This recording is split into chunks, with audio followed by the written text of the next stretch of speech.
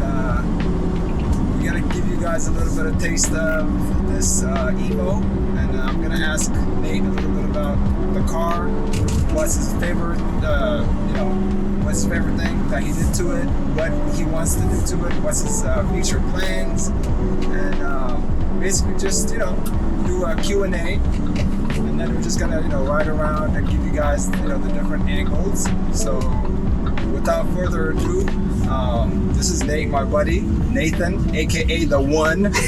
He's the one that does all the cool cars around here in KC. KC Exotics. Creates all the cool cars. So if you guys need anything done here around the KC area or the Midwest, basically, he'll be the guy to talk to. And so without further ado, why did you pick this car?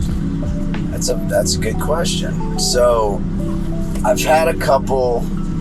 I've actually started the right way with cars. I haven't just one day said I just want to go buy this. Yeah. Started with Porsches. Porsches are phenomenal 911s, great cars. Yeah. Do a lot of stuff to them. They're amazing sports car. Yeah. And then I got into my first R8 Spider 14 dual clutch.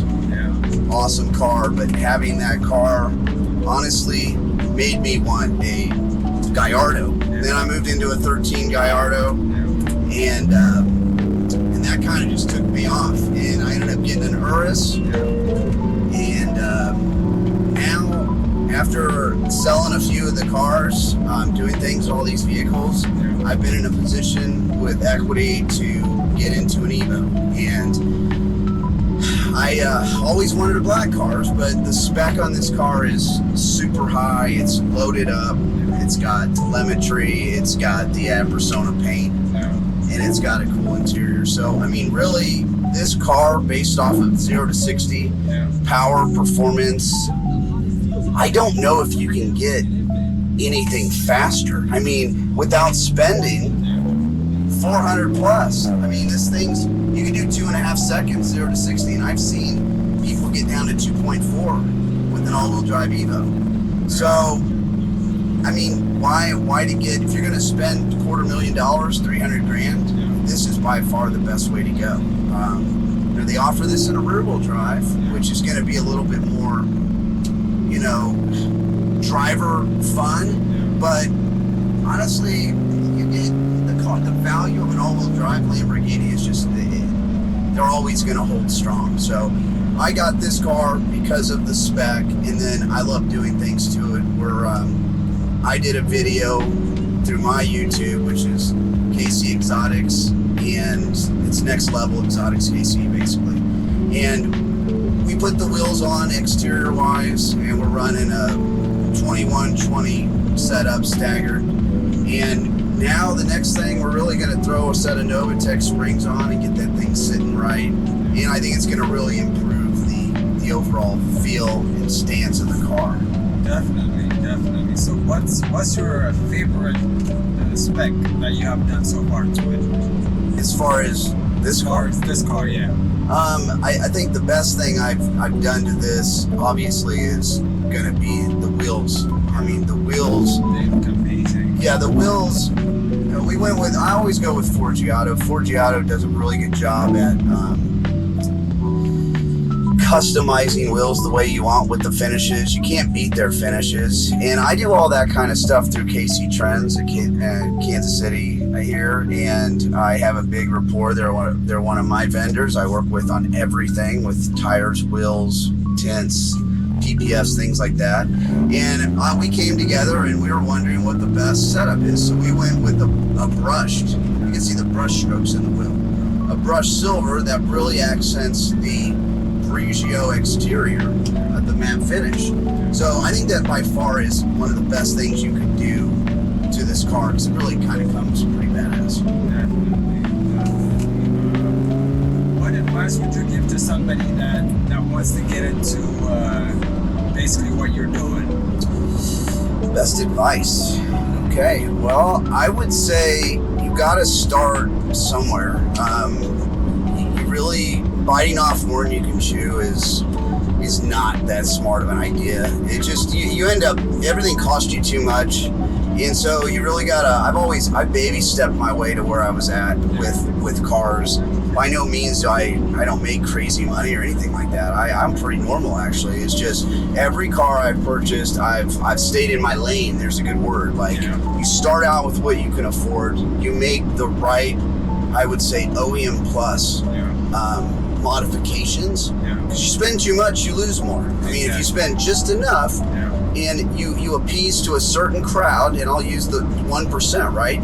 There's a percentage of people that want a Novatec dropped Evo with a high spec. Some people, you can go do crazy shit to a car and you'll never get a dime out of it. So that's what I recommend, is just staying in your lane. If you have X amount of money, buy a 911, buy an earlier version of an R8. These are phenomenal sports cars that you can buy on the market, right? I mean, that's really what I do. How do you drive cars for free? Like, pay attention to the market. I know that with the Temeraria that just came out, that the base price is 60, 70,000 more. Wow. I mean, do you think the value on a 5,500 mile Evo with a 330 window sticker, these aren't going to go anywhere. This car's always going to be $250,000 plus. Exactly. And so you just got to make sure you're buying the right car. Never buy anything brand new. I mean, if you can get certain cars, you can make money. Those days have kind of ended. But go 2 or 3 years old, good spec, get into it right, and just move from one car to the next. I've always said it's just like kind of buying and flipping houses. You know, and you can figure out tax credits, you can figure that stuff out depending on how you structure it. I can go more on that at another point, but definitely just, I think, stay in your lane, what you can afford to pay. Nice. So that was my next question. What was your plan for it in the future? But specifically just answered all of that. So I think basically that's all the question that I have.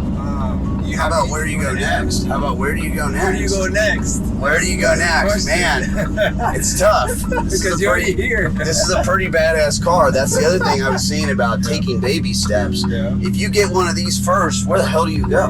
That's why it's nice to kind of, build your way up and respect it and not overshoot, And so next, obviously, I've always wanted my doors to go up. So I've always wanted a Venador, but you got to really watch the years. Those are tough cars to find. They're similar to McLarens. You buy the wrong one, it's going to kill you as far as money. But I know specifically what I want. I need a 17, a Venador S, and they're high. I'm not going to lie, they're a super expensive car. But, my next transition could obviously be, I'd like to have a Spider. I'd love to have a Spider. Or, an Evo Spider. Oh, I see. I wouldn't mind going with an Evo Spider. Having a Spider allows you to kind of have more reasons to go drive because it's so nice to pop the top down. I've always loved Spiders. So that is a possibility. Or if I want to stay with this, honestly, I don't know how familiar everyone is, the Technica. The Technica is the new version of the Performante. So again, and being smart about it, they didn't make a lot of them, and they're going to hold value. They're going to be a 300 plus car. And I don't believe, if you get the right Technica, right spec, that car's going to hold very well, and you can almost do what you want and not have to take any kind of losses. So those are really the options that I would say next. Wow, that's a great segue. So what is your I know this exhaust is not it's not a factory. What's on there? Because it sounds so good. Yeah, so this exhaust is, if anyone's familiar with building or speccing a Lamborghini, on the Urus they have an option to add a Krapovich exhaust, titanium. It's $14,000. Well, whoever owned this before added this aftermarket or something, and it's a full titanium exhaust. And with an Evo, don't let anyone tell you have to get an exhaust. It's bullshit. Like, the factory exhaust is amazing. It shoots straight through. They're very unrestricted exhaust from factory. Now you could get something titanium, which is lighter, but with this exhaust